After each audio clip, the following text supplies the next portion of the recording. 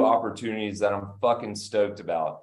One, our listeners may not care about, but I'm joining the Denver Museum of Nature and Science for my new professional. Congrats. Yes. So that's going to be an exciting opportunity. I'll be looking at dinosaurs all day, which is going to be great. Who doesn't? Do you think we should bring back the season 1 questions once we have a little bit more knowledge of dinosaurs? Second follow-up question, can we record at the museum for extra exposure for the museum? I'm sure we could work something out. I have a sneaking suspicion they're gonna be like, oh, you're that fucking moron that's on that podcast. We literally had to stop doing the Big Eat because drink red, wear red because of you assholes. Hopefully it won't come down to that. But congrats, brother. I mean, I know you didn't dislike your job working for the city because you were kind of passionate about not working for the previous company before Tavern. Right. Before Tavernet. I know you like those guys. But congrats. I'm happy for you. Yeah, maybe we can do like a Stoned Appetit night at the museum where we have a lock-in and we get to bring our sleeping bags and stuff. Ooh, or laser tag. You know, the ones awesome. that you bought like growing up that had like they had shitty things. And you have to yell at your friend, you're covering yours. You're covering yours. Yeah, I love that. Dude. Okay, here's a quick question. Yeah. Do you get to do like home and homes with other museums? Like, oh yeah, we're going up to the MoMA in New York to do a little grant proposal meetup, kind of like, the celebs do to raise money.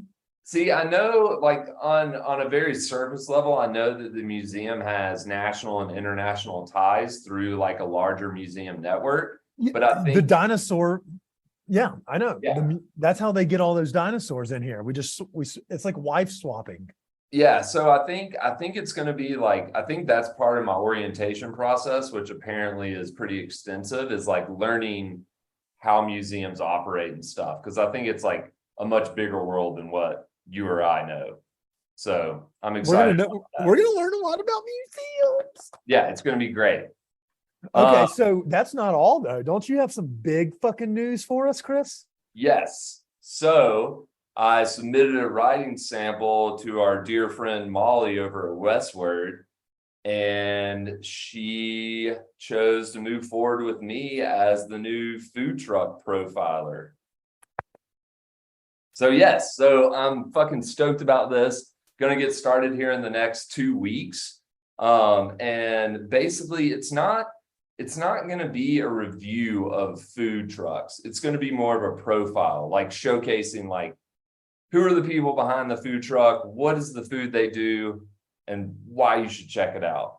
So, I mean, that's... You get a Westward email address that we can all send you stuff like recommendations and things of that nature? I'm not sure because it's like more of like a freelance thing. I'm not sure. I've just been using the Stoned Appetit. Stoned Appetit one. So I would do that one anyway. It's got so much clout in the streets these days. People are like, fuck, Chris from Stoned Appetit wants to do a profile on us. Woo. Woo. But yeah, so it's gonna be cool. Like I worked on a little bio, got a headshot in there, and then we're gonna link our social media to all the reviews. So I mean, follow along with this journey, and hopefully like I get a cool little voice that kind of showcases some of these like fantastic food trucks that I had no doubt would be successful in brick and mortars. And I can't fucking wait for you to do this, Chris. And for those that are listening, if you want to recommend your food truck or a friend's food truck, Chris at stoned-appetit, APPETIT.com is his email. I'm going to implore him, obviously hit the big namers, our friends over, like Penelope and Yak over at Yuan. Go hit up Kike's, the fan favorite tacos, Faux King, Long, and the team over there at Faux King Rapidos are doing great work. But also, Chris, you get the green light to like really showcase the dankness that folks, like we try to harp on our social media. We try to talk about on the podcast. South Federal is better than fucking Larimer Street. No offense to, Jose and La Diabla. We love them. But like those folks on, South Federal, you don't know which one to go to because you're intimidated by not knowing anything. Chris is going to bring all of that to you, and we'll post it all on our social, and Molly will get all the clicks on her website because our website is rubbish. But but we will post everything there. And we're going to have Chris start a new segment where he comes in the week after expose drops. And he'll tell us a little bit about it, like what the cool thing is, what you're, like maybe the things to order there, and then tell you a little bit about going to the website to see more about it. But Chris, I'm so stoked for you. That's fantastic. Yeah, dude, I think it's going to be great. And I'm excited. Like, I love covering food, love learning about food. So I'm going to learn in the process and hopefully use some of my college educated stuff to develop a good writing style. We'll see. Debatable. Yeah, that's highly debatable. But one thing that is great is that I think folks know that you are passionate about food and that, you've shown it over the 4 years we've been dicking around doing this as like a part-time job, not even a fucking job, just a meaningless task we do every week. But they've seen your passion come through and they know that you're going to put your best foot forward in making sure that you showcase them beautifully. So I think you are an unbelievably great ambassador for this, but hope to Christ that you don't start spelling favorite with an OURITE because of your British education. The British ways. Yeah. Also, they didn't have food trucks over there. They were just food stalls. Yeah. I guess they've got to have food trucks now. Okay, well, we've done it. It's the week of Chris. We're going to celebrate you this week, and you'll see it coming out on our social page more. You'll see more of Chris, which I think people wanted anyway. They get sick of my ugly mug, so they need your ugly mug. So we're going to have more content for y'all. Chris is going to have better photos, better videos, more in-depth conversations, and hopefully, we'll get some of these guests on the pod as well. If Chris does the expose and likes the guest or likes the person, let's get them on the pod and have them showcased every way we can. Fuck yeah. 2 ugly mugs are better than 1.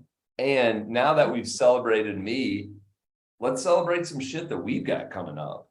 My man, I can't fucking wait. So as you're listening to this tomorrow, Thursday, whenever you're listening to this, we have the team from Yan Wonton doing our fundraiser dinner series. It's a cannabis pairing dinner where they will pair Callie's cannabis products from their grow, as well as Numbnuts edibles based out of Boulder. Our friends Numbnuts.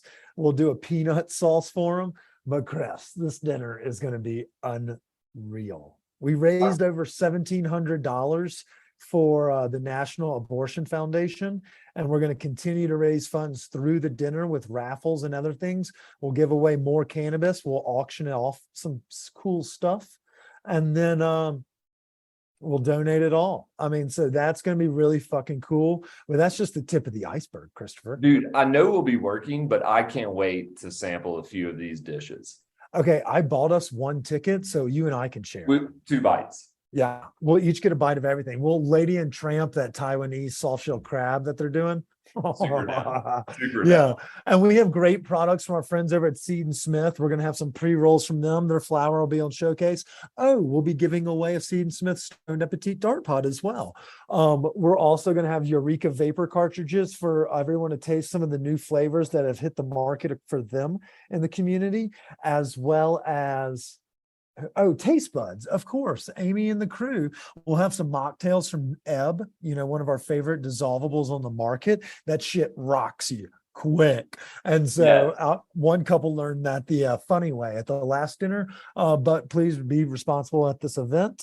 And then who else do we have coming to? We have Ritual Colorado, who will be doing a dab station paired with Standing Akimbo's private selection. So we'll have some of our friends from Eden there, like their products will be on the table, but also like Leafa, Viola, Green Dot, Laser Cat. It's going to be what is it? Soy Cubano? Soy Cubano. Yeah, that's right.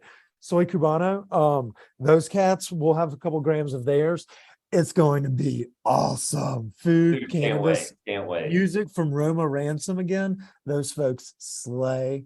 And that's just the tip of the iceberg, like I was saying, Chris. I'm excited. I'm excited for this dinner just because it's a little different than our previous dinners. Different focus of cuisine, new people. We love Penelope and her team, so I'm stoked. Yeah, it's going to be a lot of fun. And then for those that want to do something, but maybe is a little bit more moderately priced, obviously you heard us say Standing Akimbo Private Selection, and you heard the ad read at the beginning. We're going to partner with them because that's kind of what we do. You know, they sponsor us for the podcast and things. So we go out and tell people about all the cool stuff, and we try to put the product in people's hands. Well, we're going to partner with them. We're going to do some med card giveaways, but we're also doing cash giveaways at an eating contest next week, Christopher. Are What you in? what kind of eating contest? What are we going to be eating? So we're going to the new bar called Fuel and Iron. It's downtown in Denver. It's a Pueblo Bay themed bar. And I know what you're thinking. Free crack, free meth? No, Chris.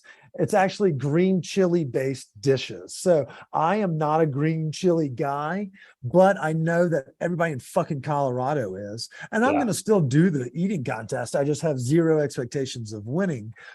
You're going to have to eat sliders as quickly as fucking possible. And then maybe also do like a chili cheese fries without your hands. So we'll do like you have to eat with your face. We'll do 5 contestants for a chili cheese fry contest. And whoever eats those the quickest gets a gift card or gets some product from our friends in the community. It's going to be hysterical. But so we have like 50 or 60 tickets that we'll try to sell, do 2 waves. Fastest people to eat the sliders will get $200 for first place, $100 for second place, and then third place gets $50. I think it's $20 or $30 to enter, but by entering, you automatically get cannabis products as a little, appetite stimulator, and you'll get the burgers included with the fries. So technically, it's like you get a beer. So you get a beer, a J, or a cartridge, and all the food for $30 fucking dollars. And tickets are available through our link tree on our website. And that's partnering with Standing Akimbo, Fuel and Iron. It's a new bar downtown and restaurant. I've heard great things from our friend Keith. They're working with the Eat Denver crowd, so we've been able to sample some of their fare. It's not shabby, and I'm a red chili guy, but we'll have to see what it really showcases when it comes out of the kitchen next week. I wonder if the decor reminds us of Pueblo. Is it all dilapidated buildings? I'm just kidding. Just kidding. Only kidding. I mean, love Pueblo. Love driving through there. Said nobody ever. I think everybody in Pueblo can joke about it a little bit as well. But at the same time, you have to give them an ode to the fact that they are doing some pretty dank food stuff down there. They're opening their own food hall that's going to have some similar concepts. I think we have some friends that are going to be involved with it down there. We'll talk more about it when we go down to eat. But they are, very well known for what they're doing with their hatch chilies and the green chili sauce or whatever the fuck you want to call it. Pueblo is one of those hotbeds in our Colorado community for that kind of food. So now it's showcased for you here in Colorado. So if you fancy yourself a nice steaming pile of pork green chili on a cold day, well, this autumn, this winter, this place will be for you. But if you fancy yourself a food eating connoisseur and you want to win $200 and get some free dope out of the process, by God, sign up through the link in our bio or just Google search Fuel and Iron on Eventbrite. Chris, here's a quick question for you.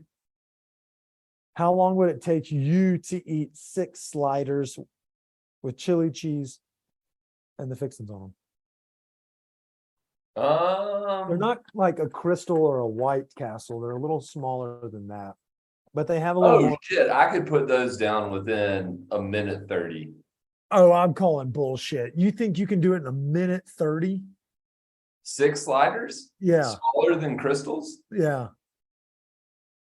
I mean, I don't know how drunk I'd have to be, but I've put down some crystal burgers back in the day really damn quick. All right, here's the challenge. If you do the 6 slider challenge next week at the event in under 90 seconds, I'll dye my hair blue, red, or gray, or silver. I'll let you pick. I'll dye my hair. We'll do red, white, blue for America. Yeah. Labor Day is right around the corner. I've been working my tits off. I'm going to earn it. If that happens, Chris, if you eat you can pick whatever fucking color on the planet. If you eat 6 sliders in under 90 seconds, I will let you pick what color and we'll dye my hair. Okay. there's no chance in hell. And if you don't do it, I get to cut your hair at least 1 inch off the back. Nah, I'm not agreeing to that. Can't do it. Okay, here it is. If you don't do it in under